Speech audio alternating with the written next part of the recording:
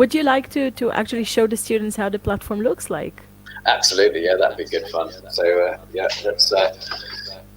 This is the Histropedia interface. In fact, I'm just going to clear that. Can you just enlarge the screen just a bit so we can see it better? Yeah, sure. Just the browser zoom, you mean? Yeah. That's the wrong window. Sorry. Is that a bit Perfect. better? Much better. Yeah. Thank you. Right. I'm actually just going to clear the timeline, because one of the first confusing things about Histropedia is when you first land on this timeline of everything, you actually see a blank timeline. The reason is because you're supposed to now try and search for what you're looking for. So I'm just going to give a quick intro to the basic, idea behind it. So, for example, if I was going to type something like, World War I or something like that. Now, there's two different kinds of results, quite subtly labeled differently, but you'll notice the first ones actually have this little grey stacked event card icon, and that basically represents that they are whole timelines. Underneath here, we have these sort of Wikipedia article results, which are exactly that. They are actually Wikipedia articles, English Wikipedia articles. And the plus button here means that there is actually some associated date information in Histropedia already, which means I can add it to my timeline. So I'm just going to click on that one. And you can see that has now added that particular event to the timeline. And if I zoom in, you can see that there is the span of World War I. But if I was to click on, say, this other one, you can see I just add that, and I can really just click on a few of these and I'll just add a few things to my timeline. So you can see that really you can just take Wikipedia articles that have some known information about the date, and you can very quickly build up a timeline. So let me just think, okay, so Albert Einstein, I wonder where his lifetime fits in with this story of the war. And I'm going to skip past the timelines at the top there, and I'm going to just click on him. Okay, and so there you sort of see, I'll get rid of that for a moment, I'll get rid of that. You can see straight away, okay, he lived through both the wars. There's his lifespan. So this is like Histropedia, and it's really most simple, essential. You just build up a timeline from things that you want to know about or fit together in a picture. This is, instead of you kind of going and manually going to make a new timeline and saying, okay, what's the date for World War I? What am I going to call it? What image should I use? This is all just ready for you because it's coming straight from the Wikipedia article. And if I open one up with a double click, you can see that I have the Wikipedia article associated. Mm-hmm. And there is other related content down the side here. And to be honest, this at the moment was always a work in progress, but currently is not actually functioning at this very moment. We're just getting ready for a new deployment, which has all of this working. The YouTube one does still work, I think. And so this is the idea that, we'll take this Wikimedia content but add this other layer of interactivity over it, related things to discover. And you can click around and you can, find the related content on anything in your timeline. So that's the basic way that Histropedia works when you're dealing with these individual events. And you can then just decide to save your timeline. And once you've saved it, you could share that timeline and it just has a link. Or, more interestingly, you can create a new directory timeline. And when you do that, you are publishing it into the Histropedia library of timelines, and it will appear on the search box over here. So speaking of which, I'm going to now move on to when searching and exploring timelines. So an interesting little exercise is to look at, let's find a timeline that is kind of quite a broad topic, like and empires is one of my favorites, because it kind of helped me understand, this helped me with understanding my questions about number lines and which civilizations came first. So I'll load it. Rather confusing message pops up, and it's basically just trying to say, do you want to sort of dump this timeline onto what you're currently working on? And I had a few events there already, and it would sort of bring it in. Or do you want to just totally replace it and load the new timeline? So I'm going to replace it. So this is now my empires timeline. And because there are quite a few things on this, and I'm going to click here just to say there are 153 events on the timeline. Where did you click to get there? Oh, this is on the little symbol at the bottom here. You see where the title of the timeline is, right at the bottom. There's a little world symbol. Oh yeah, there. yeah. It's one of these things, a little hidden gem that's really not very. It's not very clear to see. In typical style, we ask the designer to help us design things, but they like to design them so that they're hidden away and you don't notice, and they don't get in the way of the design. But this is where you click to find that information about the timeline, and you get some information on the number of views. And how many edits it's had, and you also get a revision history. So this is showing you the different people who have actually contributed to this timeline. And it's very similar to the Wikipedia kind of revision history or Media Wiki in general, except that it's much more simple at this stage. You know, it just tells you, okay, like, you know, if this was quite a big edit here, sorry, I didn't mean to click on that. It just shows you, if I click on there, it shows me, okay, I added all of these and I removed all of these. It's very simple. But it tracks what happened to the timeline, and it means you can crucially revert back to any previous stage whenever you want to, which is great for, you know, reverting in bad edits or just being confident to change things. So, or in other words, it means that you can actually edit this timeline that you now see here. Exactly. So as long as you're logged in, and so you can see I'm logged in as myself here now. Let's say that I decided that there was something missing here, and just for argument's sake, because I'm not going to figure out one that was missing, let's say I just take away the Ottoman Empire for a moment, but I came and found that it wasn't there, and I was surprised. I would go up to here, and I would go type in the Ottoman Empire, and I'm looking for this one here, the one that's the Wikipedia result, not the timeline, so I'll click on that, and you can see it goes onto my timeline. And when I'm happy that I've made some changes, I can go up here and click on Publish, and you see there, that one says Publish Changes to the Directory Timeline. And I won't go through with it, but if I did, it's going to just give me a summary of what I've done, how many things I've added, how many I removed, and then you can click on Publish. And of course, when you do, that is accredited to you in the revision histories, that you'll be given a new entry for your user, and that always stays forever, you know, in the same way that Media Wiki sites do. That's a permanent sort of fixture. And every previous version is always visible. If I click on this, for example, that will open up a previous revision of the timeline, and you can see it looks a little bit different, and it sort of is basically doesn't let you interact with it or search for things, but this is just what it looked like in that previous version. So I'll go back. So wait, so two questions if I can here. Yeah. All of these options are available only because you're logged in? That's a good point. Actually, without being logged in, absolutely everything I've done so far can be done, except publishing to the directory. So like absolutely everything I've done, and in fact, Histropedia, we really wanted to design it in a way so that you almost never need to log in. You should only really need to log in if you want to make changes to the directory, or if you want to save a timeline that you've kind of put together. If you want to save it to your own account, then you'll need to log in. But just to illustrate, if I was to just land on Histropedia, in fact, I could sort of, you know, I guess I could sort of sign out here. I won't demonstrate that because I'll go off the train a little bit. But what I would say is that if you come and you just land, things like, I want to find this timeline, I want to add all these events to my timeline, you can do all of that and it will stay here. And in fact, it will even wait for you so that when you come back, if you close your browser down and you come back, it will be sitting there as it was. You just can't save it and you can't share it until you actually, and you can't contribute to the directory until you have logged in or made an account, basically. Logged in. Yeah. And I have to say, and second, yeah. Carry on. No, go on.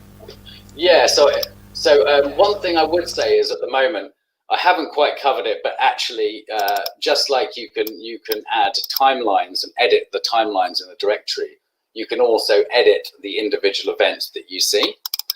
For example, if we realize that there was a mistake here in this date, or we didn't like the picture, we can open it, and there is a little edit button up here.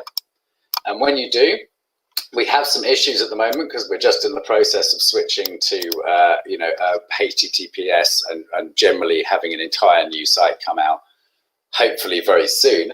But you can see that there's some dates read from Wikidata here that you can sort of use. And in fact, this is a good example because can you see that it actually at that point it found a more precise date? We actually only had, and I'll just cancel that to show this. You see there that this particular event is 1933, just to a year, which means if I zoom right the way in, that basically it just begins at the start of the year, but there's no knowledge of what part of the year it was in. However, if I now I'll go back to the edit, you see I've got a date from Wikidata and there's a really innocuous use button here. So I use it and it's filled in more date information. So now it's accurate to a day instead of a year. And if I click on save, I've now changed that event. But one of the things that's very powerful and yet confusing is I haven't just changed it on this timeline. I've now changed that in Histropedia for every timeline that has the Nazi Germany event, okay? So basically the same for any other ones of these events. If I was to edit it, I will end up with basically a date that I'm changing or an image I'm changing across the whole of Histropedia, which some users find a little confusing because they're not really understanding that they're editing more than this timeline. But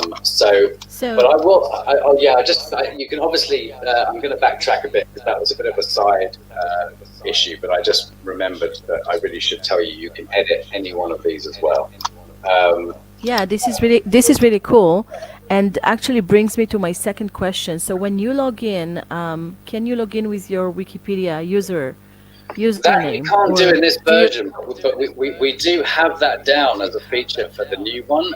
So it's going to be awesome. Quite some months away. I don't think it's going to be ready in time for this course, being usable then. But it is absolutely the plan that you'll have a Wikimedia login option.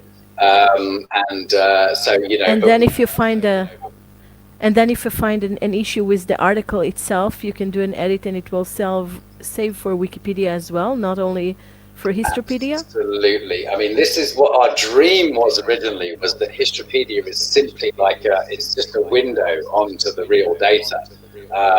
So our real intention is that as we go through more and more versions, we store absolutely nothing that can be, in Wikipedia or in Wikidata or somewhere else. That is where the knowledge is kept. So really, what we want is to have a system whereby any change that you would like to make in Histropedia is either being directly made because, like you're saying, you're logged in as with a Wikimedia account, or say you're not a Wikimedia user, you don't know anything about editing. That could at least be going into a sort of a list of suggestions for the community that are saying, hey, we've noticed a lot of people thinking that the date on this thing was wrong. Why don't you check it? So it's going to be a combination of options of live editing and options of basically reporting to the community are going to be the two main mechanisms I think we're going to use. Not to mention missing Wikipedia articles. The current version is completely English centric. It is all based around English Wikipedia articles. But that is just absolutely a temporary problem to do with this current deployment. The full plan is that it is based 100% on Wikidata, which, as you're probably all becoming very, very aware, is totally language independent. So the idea would be that if I did open up the Austrian Empire here, but I found that in my language, I was, say, looking at this page in French or whatever, and I found that there was something missing or there was an article missing in my language. What you would see when you try and open up Wikipedia is there's no article here, but click here if you would like to create this important content for your language. So I'd really like to make it a way of highlighting what's missing and giving people a really, really quick way to just go and start trying to contribute and hopefully recruit some more editors into the community, which would be the sort of the real bonus if it ended up actually getting someone inspired enough to then carry on would be even better. But basically, that's the whole philosophy. Keep the knowledge in the Wikimedia community and in the sort of projects where they're supposed to be. And we are just one service which then taps into that knowledge. And of course, really, the idea would be that countless different apps, services, things that people come up with that do incredible things will be sourced on the same knowledge. So, yeah, that's 100% the idea. Wonderful.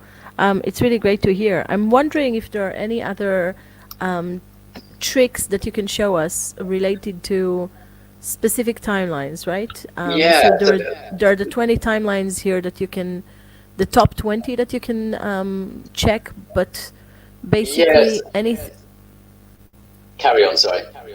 No, that's okay. But basically, anything that you're looking for, what happens if you are looking for a timeline that doesn't exist? Good question. We can basically create it. Yeah, I mean, basically, the main thing that you would do if you find something that is not there, the best thing to do would be to try to make the missing timeline and then to publish it to the directory. So, basically, that would involve me sort of like wiping my timeline clear, starting to build up the timeline. The nice thing is with Histropedia is that you don't have to start from nothing. So you can use any existing timeline and you can just piece them together one by one if you want to build up a bigger picture. So, for example, if I was to say, let's take this battles involving the Ottoman Empire, and I'm going to replace that. Okay, so that's battles involving the Ottoman Empire. So then I could also say I want battles involving, and let's say what's come up there is Austria. So I'll just click on that one. And now, if I now click on merge, I'm now just going to be dumping this onto the existing timeline. So now I have a timeline which is a combination of the battles of the Ottoman Empire and the battles of Austria combined. And I can keep on doing this, or I can just add an individual event. I was adding Albert Einstein before. This wouldn't be a good timeline, obviously, but there he is. And at this point, I might say, okay, now this is ready for the directory. And then I would go to save, and I would go to just create a new directory timeline. And it doesn't matter that it was based on an existing one or anything else. It's just now a new collection, and you can publish a new one. And if you don't want to publish it for the directory and you just want to keep it so you can share it or embed it on a website, you can just click on save, and then it goes into your own account. It won't be there in the search. But it's important to realize that one thing I have to say is that you will often find the ones that are missing are the ones that are really difficult to do with the current version. And I'll just give an example here of something that you will be very frustrated by if you try and do, which is there's Albert Einstein, the timeline, and that's great. Okay, that's what I would like to find out. It's all about Einstein's life and when he got married and all this stuff. And what I'm going to see is something that's useful. I see his main theories. I see there's some of his family members. I can see parents. But this is not telling me a story of Einstein's life. This is a little collection of resources that were related to his life. So bear in mind that you won't find that kind of granular detail in this version. That's all stuff for the next version. Or writing a query and generating a query from a timeline from the query side of things, because then you do have full control to say, we do have dates of when Einstein was married and things like that in the Wikidata writing. So we can do all these things, but the current version is all based around entire Wikipedia articles. So I just wanted to point out, you will often find it's a bit difficult to fill the gap. But, so my question about that is, so the search right now in this version, does that actually create a query, or is it just a regular, string search of Wikipedia? That's a completely regular search. So basically what happens when I did my search there, it basically, these ones at the top are like an internal search for Histropedia. That's the timelines that we have in the database for Histropedia. The ones at the bottom are literally the search results from Wikipedia, just with a plus button added when we know that we actually have a corresponding event in Histropedia. So absolutely, when you just type that search, this is always going to be from live Wikipedia, these results. What is not going to be live is that they might not have plus buttons automatically. And in fact, at the moment, with the current version, the automatic updating is temporarily paused until we release the new version. So at least for the next few months, there won't be any sort of automatic updating of any kind.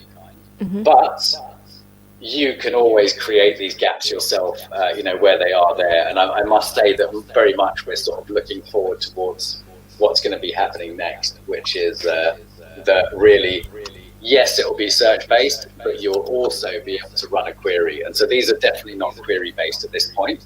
However, there are tricks. I mean, there's a lot of little tangents I can go off on there. There are some basic querying power in the main site. But we also basically have a separate website that we've deployed, which is intended entirely just for writing queries and generating a timeline directly from a query, which is far more powerful, of course, but not very user-friendly for the average person. So basically, if I want to now see a timeline of all the people, all the artists who were in France in Paris, right? Between 1870 to I don't know 1920. I can't do it here, or it's difficult to do it here. It's arguably you could. It would depend on our definition of artists in Paris. Like, certainly, what you would definitely not be able to do is find out, find a timeline, find that information about artists that were actually in Paris at the time. However, if we look, I mean, there's probably an artist from, or painter, we might be thinking painters more, but in fact, I'll probably say just painters for the time being, just to keep it a bit simple. So painters from France.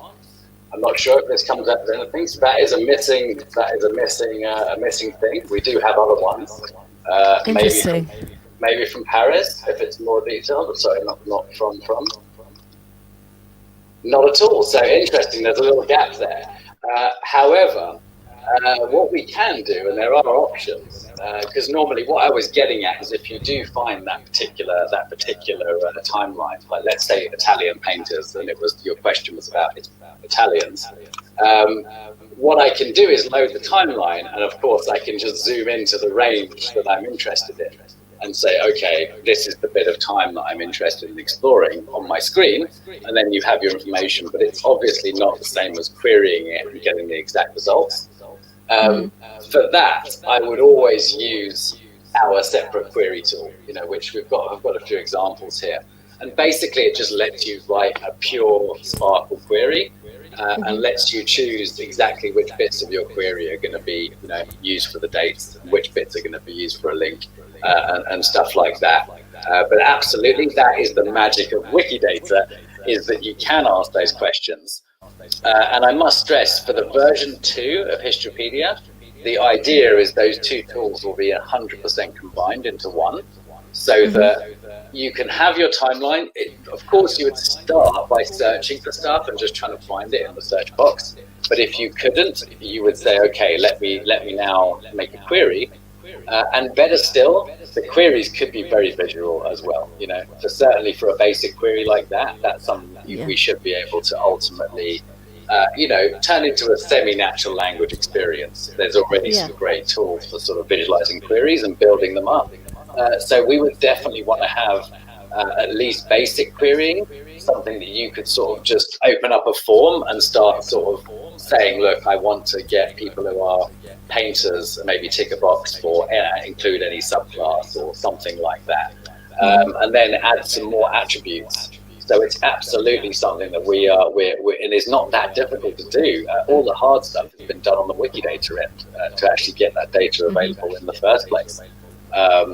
So, and just to emphasize here, our actual real vision here is that a lot of timelines will simply have queries linked to them, so that we can leave a timeline in live mode or static, or sort of just take the query once and leave it as it is, or we can have a timeline that's turned on to be synchronized. and in which case there will be a scheduled update of that query, which means it's going to add or remove things as the data changes and more becomes available and more information is in Wikidata, basically. So it's And absolutely the point. basically, yeah, Yeah. and when we actually did this timeline of Italian painters, there is no place for us to really see the amount of results, right? Unless we click on the little globe This is one of below. the really confusing things. Is yes, you put, and you can see this has got over 3,000 events on it. And there's something quite important I wanted to say there, actually, that really reminded me that as I zoom out, you can see it's hidden almost everything.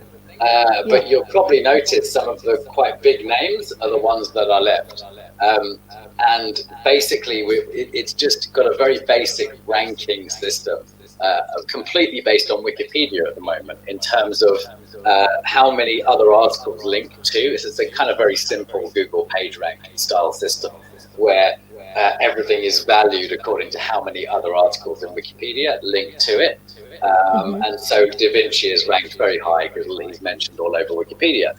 However, so that means that we don't have the problem. I'll show you up here. There is actually an option that gives you spacing and a manual mode, which literally shows everything. And you can kind of see there's a button to stack it, but you can sort of see why such a system is needed. You do have to have ranking because there is no way to see all this information. So I'm going to go back to the normal mode. But that's an important thing, but I must stress it also causes real problems, because if I go to the scientist timeline or the artist timeline, but it's quite noticeable in the scientist timeline because there are so many. I mean, you noticed here that I've had to add a star to add a Lovelace, basically because without her star, she's not ranked highly enough to show when you load the timeline. The same with Marie Curie. And in fact, I don't know why Albert Einstein was starred, but you can see that he probably lost out to a few others here. So the main thing is that it reflects the inherent bias that's in Wikipedia. So the gender bias that's in there is being translated into a ranking bias for some of for most of the women in Histropedia. And it's particularly troublesome when you land on a timeline expecting to see the famous names and all you see are all of the famous men. So I just wanted to point that out. It's a really powerful feature, but it has its drawbacks. And I must say, in some of the tools that we've created, we've made something recently for the Dictionary of Welsh Biography, which is based also on Wikidata and Wikipedia data. We inherently boost the rank of women when the rank is derived from the data like that. And we found it required about 4 times multiple of rank to get women on a roughly even fitting to the men on the timeline, which is really highlights the scale of the problem and why actually automated ranks like that, while very good for crude things, they're not very clever and do reflect the biases there. I would hope, though, in the future, as Wikipedia improves, as Wikidata improves, at least the present day bias should be rapidly declining. There's not an awful lot we can do about the historical bias that's there in some cases because it's just, it's too far past the period where we could have found the information we need.